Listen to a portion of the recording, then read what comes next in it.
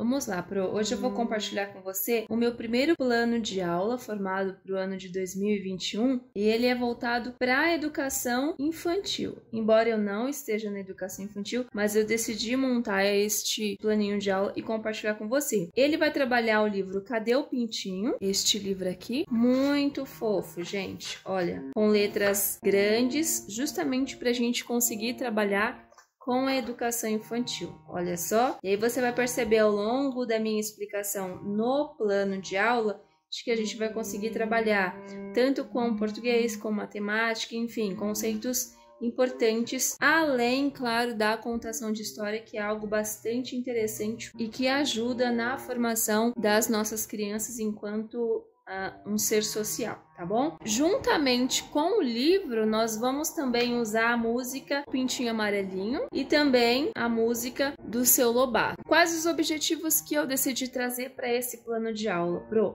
Então você percebe aqui, ó, que nós temos os objetivos retirados da própria BNCC. Você consegue entender o que significa esse conjunto de letras e números? Se você ainda não consegue, eu sugiro que você assista um vídeo onde eu falo da BNCC, tá bom? E explico exatamente o que é esse EI, esse 03. Tenho aqui 7 objetivos a serem trabalhados. O primeiro, demonstrar controle e adequação do uso de seu corpo em brincadeiras e jogos, escuta e reconto de histórias, atividades artísticas, entre outras possibilidades. Segundo, coordenar suas habilidades manuais no atendimento adequado a seus interesses e necessidades em situações diversas. Depois, expressar ideias, desejos e sentimentos sobre suas vivências por meio da linguagem oral e escrita e outras formas de expressão. Então aqui, toda forma de expressão é bem-vinda, porque a gente está falando da educação infantil. Depois, levantar hipóteses em relação à linguagem escrita, realizando registros de palavras e textos por meio da escrita espontânea. Depois nós temos aqui, estabelecer relações de comparação entre objetos, observando suas propriedades. Aqui, Pro, nós vamos trabalhar a matemática. Depois, classificar. Aqui nós também teremos a matemática, objetos e figuras de acordo com suas semelhanças e diferenças. Relacionar números, então aqui também a matemática, as suas respectivas quantidades e identificar o antes, o depois e o entre em uma sequência. Aqui, Pro, fica muito claro a importância do ensino da matemática e já evidencia o ensino de sucessor e antecessor. Olha que legal quando a gente consegue compreender que supostamente seria ensinado apenas nos anos posteriores, mas ele já começa a ser ensinado de uma maneira muito lúdica dentro do ensino infantil. A primeira atividade proposta, e ela é muito essencial, é a apresentação do livro para as crianças. Toda vez que nós formos trabalhar contação de história ou leitura de uma história com uma criança, é extremamente importante que nós mostremos para o aluno qual é o livro antes de qualquer coisa. Então a gente mostra o livro, tanto a capa quanto atrás, a gente mostra contra a capa, a gente deixa que o aluno manuseie o livro para que ele possa entender qual que é o livro que ele vai trabalhar naquele momento, como é que o livro é feito, tá bom? E aí a gente já começa a inferir com os nossos alunos, perguntando para eles sobre o que poderá ser essa história. Terá provavelmente algum aluno que quando ver este desenho aqui, ó, o pintinho, ele já vai remeter à ideia do pintinho amarelinho e algum comentário ele fará sobre isso. Segunda atividade, apresentar a autora. Então, qual é o papel da autora? Então, aqui também é uma aula mais voltada para a língua portuguesa. Então, a gente vai falar quem é a Márcia Leite. A Márcia Leite é a autora. Qual é o papel de um autor? O que o autor faz? Depois, o papel da Anita Prades, que é a ilustradora. Então, qual é o papel da ilustradora, qual a importância, enfim.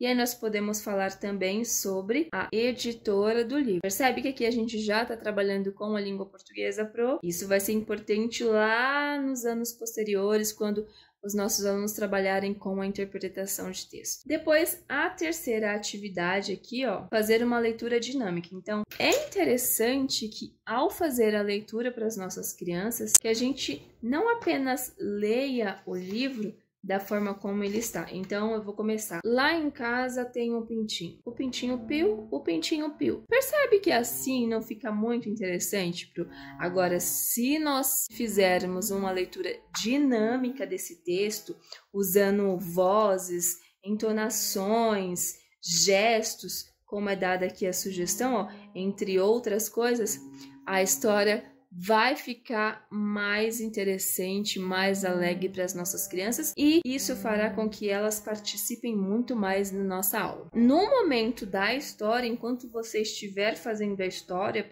fique atento para a demonstração de alguma criança em relação a conhecer algum personagem. Isso possivelmente vai acontecer, tá bom? Então você vai começar a sua história. O pintinho piu, o pintinho piu. Eu tenho certeza que logo aqui nessa primeira página, algumas crianças, se não todas, já quererão falar a respeito do pintinho, vão querer cantar a música. Isso é muito importante. Deixe que elas participem. Estimule esse diálogo para que, ao ver os outros personagens, eles também vão lembrar de outras histórias. Inclusive, eles podem lembrar da música do Seu Lobato. Então, Seu Lobato tinha um sítio, ia-ia-ô. Na quarta atividade, a sugestão é de tocar a música Meu Pintinho Amarelinho. Então, a sugestão é tocar apenas o áudio, tá, Pro? É interessante aqui trabalhar apenas o áudio. Então, leva lá, pode ser no seu celular, no rádio, enfim, a música Meu Pintinho Amarelinho. E aí, em seguida, se possível, e aí vai depender da sua escola aí, passar um vídeo. Aí sim, agora a gente já vai trabalhar um vídeo, tá bom? Então, trabalhar um vídeo com a música do Seu Lobato. Então, primeiro, Meu Pintinho Amarelinho. E depois, Seu Lobato tinha um sítio, ia-ia-ô. E aí, a quinta atividade, voltar para a história e perguntar aos alunos quais são os personagens e onde eles vivem. Antes, Pro, eu só quero voltar aqui na quarta atividade e falar para você o seguinte: você apenas tocou o áudio e passou um vídeo, não significa que a quarta atividade seja só isso. Aí vai caber a você e ao momento com as suas crianças ali de desenvolver outras atividades também para completar essa daqui, tá bom? Porque eu tenho certeza que as suas crianças elas vão ficar tão participativas, tão alegres que vai ser legal fazer uma dança, enfim, use da sua criatividade neste momento. Pronto. Voltando para a quinta atividade aqui, ó, voltar à história e perguntar aos alunos quais são os personagens. Então, a gente volta a trabalhar com o livro e, se necessário for, a gente volta lá para o início do livro. Ou também, uma outra sugestão, é de você entregar o livro a uma criança e deixar que ela ou elas vão folheando os livros e dizendo, tá? Até que eles falem sobre todos os personagens dentro dessa história. Peça que eles enumerem todos os personagens. Feito isso, a gente pode perguntar: onde é que esses personagens vivem? Ou onde é que eles podem viver? Todos eles moram na fazenda? Ou eles podem também morar na cidade? Que é o momento da gente incentivar bastante o diálogo com as nossas crianças e deixar que elas participem e que elas falem a respeito do que estão vendo, tá bom? Na sexta atividade, nós escreveremos junto com as crianças o nome dos animais na lousa. Então, aqui, não é você quem vai escrever o nome dos animais. Claro que você fará o papel de escriba, mas é muito importante aqui incentivar que os seus alunos eles participem levantando hipóteses. Então, quais letras nós podemos usar na hora de escrever peru? Deixe que eles levantem hipóteses, tá bom? Algumas crianças possivelmente terão conhecimento do alfabeto, outras não, mas é interessante que elas tentem, que elas participem para que esse processo se torne cada vez mais tranquilo para elas, certo? Feito isso, na sétima atividade, apresentar para as crianças o sítio do Seu Lobato e perguntar quais animais poderiam morar no sítio. Como assim apresentar o sítio do Seu Lobato? Então, você terá um sítio ou uma fazenda, apresenta e pergunta para as crianças: quais animais da nossa história poderiam morar aqui na fazenda do seu Lobato. Deixem que eles conversem, que eles discutem, vá perguntando o porquê de algumas escolhas para justamente olha só, incentivar o diálogo. Levantada a hipótese de quais animais podem morar na fazenda do seu Lobato, seria interessante também apresentar a imagem de uma cidade, tá bom? Infelizmente aqui eu não imprimi, acabei esquecendo, mas eu deixarei anexada junto ao PDF uma imagem assim parecida aqui com a fazenda do seu Lobato, mas uma imagem da cidade. E é interessante aqui você observar que o que é que está sendo trabalhado. Já o conceito de zona rural e zona urbana. Só que a gente não precisa usar esse nome zona rural, né? A gente só vai falar aqui a priori fazenda do seu Lobato, ou a gente pode usar aqui a palavra campo e na outra imagem a gente usa cidade. A oitava atividade sugerida aqui a gente já vai trabalhar um pouquinho com a matemática. Então a sugestão é o quê? Trabalhar primeiro a quantidade de animais que você terá. Então aqui eu tenho, imagens coloridas. Essas imagens também já estão no PDF que eu vou disponibilizar para você lá no Instagram, tá bom? Então se você ainda não me segue, agora é a hora, @LilaLibório. Ao terminar o vídeo, corre lá para você ver a atividade, caso seja do seu interesse. Então, a primeira coisa será o quê? A gente distribui as imagens e aí a gente pode trabalhar com a criança a quantidade total. Então, qual é a quantidade total? Juntamente com as crianças, a gente faz essa contagem. Então, nós temos 12 animais. E aí, a gente vai lá na lousa e coloca o número 12 e escreve animais.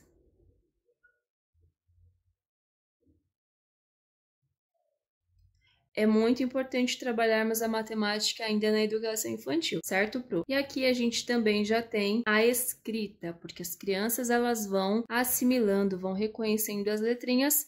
Isso vai ajudar no processo de alfabetização delas também. Então, feito essa primeira contagem, o que agora que nós poderemos fazer com as crianças? Então, faremos essa divisão dos animais novamente. Quais animais podem viver na fazenda do seu Lobato? Então, eles colocaram lá, pressuposição minha. Então, aqui estão os animais do campo e os animais da cidade. E aí, a gente já pode fazer uma nova contagem com as crianças. Então, desses 12 animais, quantos são da cidade? Aí a gente conta novamente. 1, 2, 3. E aí a gente já vai escrever. São 12 animais. A gente puxa uma flechinha aqui, E aí a gente vai colocar 3 animais podem morar onde? Na cidade. Depois nós vamos contar com as crianças quais são os animais que podem morar no campo. Então a gente vai contar 9 animais. Voltamos lá na lousa, puxamos aqui, a nova flechinha e escrevemos campo. Prontinho.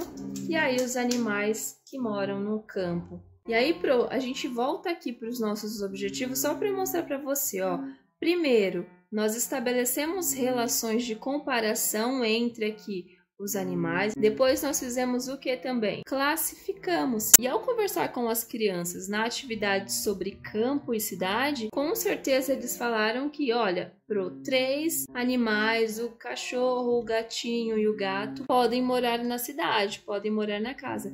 Então, ao falar o número 3, a gente agora, neste momento aqui, relaciona a quantidade ao símbolo, ao número 3. A mesma coisa aqui no campo, tá bom? Porque possivelmente a criança aí da EMEI, né, no ensino infantil, ela já sabe fazer uma contagem. Então, ela contou, falou 9 animais podem morar lá na fazenda do seu Lobato. A gente vai relacionar essa quantidade ao símbolo, ao número 9. A nossa nona atividade aqui, é justamente deixar que a criança faça todo esse processo aqui que nós fizemos junto com ela, mas fazer sozinha. Então, o que você pode fazer? Entregar a cada uma de suas crianças, ou em dupla, em grupo, isso fica a seu critério. Entrega para cada criança a fazenda do seu Lobato.